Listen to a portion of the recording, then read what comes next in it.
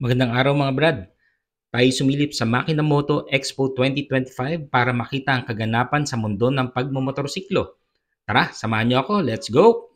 Brad Oli TV. Let's go. Isa to sa pinakamalaking event where all the big motorcycle brands launched their new products and display all their lineup. Siyempre, isa sa mga tinitignan natin sa mga ganitong event ang mga electric motorcycles.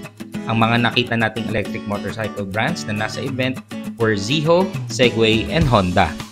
And speaking of Honda, agaw pansin talaga ang newly launched Honda CUVe, their second officially launched electric motorcycle sa Pilipinas after ng EM1e. Pero ang alam ko, technically, it's their third model kasi ang unang lumabas was the PCX Electric na pilot project of Honda and tested sa Romblon in partnership with Romblon Electric Cooperative. Anyway, going back sa CUVe or ang Clean Urban Vehicle, actually ito ay predecessor ng CUVES which was launched noong 1994. 30 years ago, talagang napaka-advance na ng Honda sa larangan ng transportation. Nung nakita kong personal ang newly launched Honda CUVe sa Makinamoto Expo 2025, first impression ko was ang laki. Masabi ko, halos singlapad niya ang TVS iQube, baka mas malapad pa nga ng konti. Anyway, tingnan natin ang specs. Ito ay naka-LED, headlight, and taillight. Merong 3 riding modes which are the Standard, Sport, and Econ.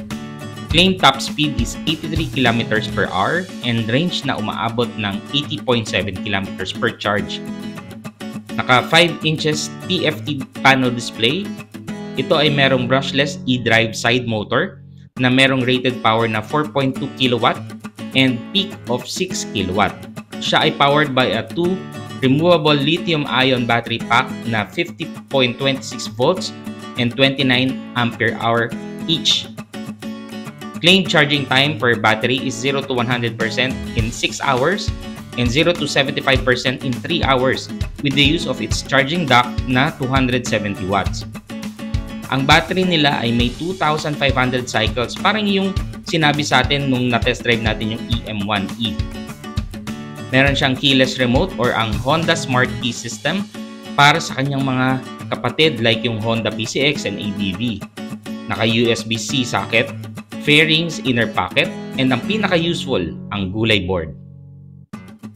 Ito ay equipped with combi brake system, hydraulic disc sa harap, and drum sa likod. Pero sana ginawa na lang na hydraulic disc na rin ang likod for better stopping power. Tire sizes, ang harap ay 190/12 and 110/90/12 naman sa likod. Since this is not a hub motor, based on my experience na meron ding mid-drive sa aking upgraded EMA A500, napakadali magtanggal at magkabit ng gulong sa likod at hindi ka tatanggihan ng mga ordinaryong vulcanizing shock sa daan. Naka-telescopic fork, front shocks, and single shock naman sa likod.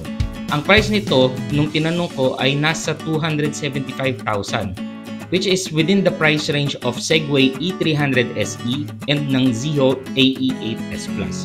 For me, this is perfect for the urban commuters out there na naghahanap ng peace of mind and confidence because this is made by a global leader and actually leader din dito sa Pilipinas pagdating sa motorcycle industry, ang Honda. Salamat mga brad sa pagtapos nitong video. Kung ikaw ay interested sa electric motorcycles, please like, follow, and subscribe ka lang sa social media accounts ko like Facebook, TikTok, and YouTube. Again, I'm your Brad Oli TV. Bye-bye!